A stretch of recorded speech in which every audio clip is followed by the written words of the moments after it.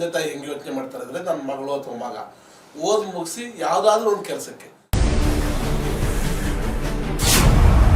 ನಮ್ಮಪ್ಪ ಹೇಳಿದ್ರು ಯಾವುದೋ ಕೆಲಸ ಅಂತ ಅಲ್ಲ, ಇಲ್ಲ ನಾನು ಇದು ಮಾಡಲ್ಲ ಅಂತ. ಅದೃಷ್ಟ ಚೆನ್ನಾಗಿದ್ರೆ ಸರ್ಕಾರಿ ಕೆಲಸಕ್ಕೆ ಸೇರ್ಕೊಳ್ಳಿ ಅಂತ ಬಯಸ್ತಾರೆ. ನಿಮಗೆ ನೆಗಡಿ ಬಂತು ಅಂತ ಮೂಗು ಇಟ್ಕೊಂಡ್ಬಿಡ್ತೀರಾ? 9 ರಿಂದ 5 ದುಡಿಬೇಕಾದ್ದು ಭಗವಂತ ನಮಗೆ ಮಾಡಿರೋ ಅನಿವಾರ್ಯತೆ. ಅದಕ್ಕೆ ನಾನೇನು ಮಾಡೋಕ್ಕಾಗಲ್ಲ.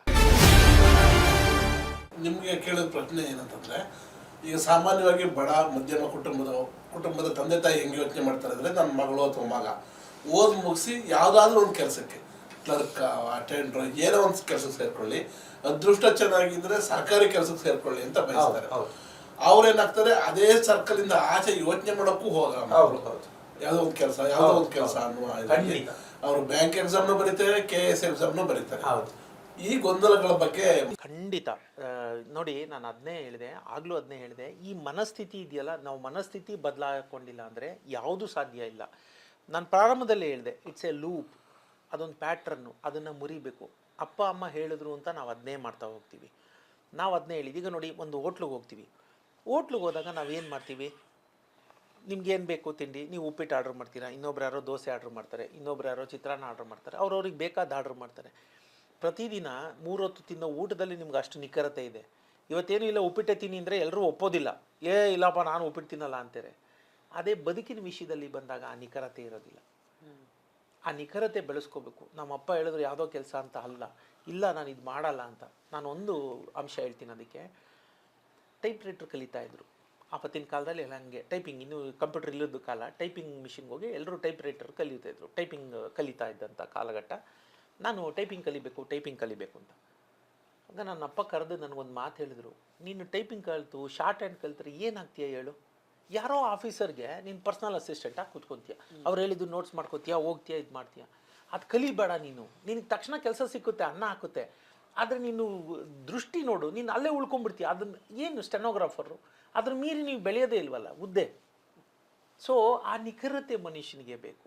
ಅಪ್ಪ ಅಮ್ಮ ಅಂದ್ರವರು ಅಷ್ಟೇ, ಮಕ್ಕಳಿಗೆ ಒಂದಷ್ಟು ಅವಕಾಶಗಳನ್ನ ಬಿಡಬೇಕು. ನೋಡೋಣ, ಟ್ರೈ ಮಾಡಲಿ. ಹೌದು, ಖಂಡಿತ ಅವತ್ತಿನ ಹಸಿವು ಅನಿವಾರ್ಯತೆ ಎಲ್ರಿಗೂ ಇರುತ್ತೆ.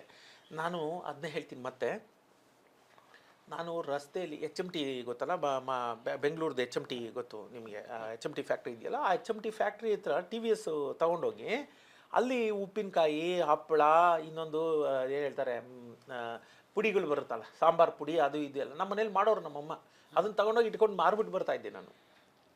ಸೊ ಅವಶ್ಯಕತೆ ಎಲ್ರಿಗೂ, ನಾನು ಹೇಳಿದ್ನಲ್ಲ, ಅದು ಅವತ್ತಿನ ಅವಶ್ಯಕತೆಗಳು ಇದೆ ಅಂಥೇಳಿ ನಾನು ಯಾವಾಗಲೂ ಅದನ್ನೇ ಹೇಳ್ತೀನಿ. ನಿಮಗೆ ನೆಗಡಿ ಬಂತು ಅಂತ ಮೂಗು ಇಟ್ಕೊಂಡ್ಬಿಡ್ತೀರಾ? ಹಾಗೆ ಅವತ್ತಿನಿಗೆ ಏನು ಬೇಕೋ ಅದನ್ನು ಮಾಡ್ಕೊಳ್ಳಿ. ದೀರ್ಘಾವಧಿಯ ನಿಮ್ಮ ಪ್ಲ್ಯಾನನ್ನು ಯಾಕೆ ಸ್ಯಾಕ್ರಿಫೈಸ್ ಮಾಡ್ತೀರಾ?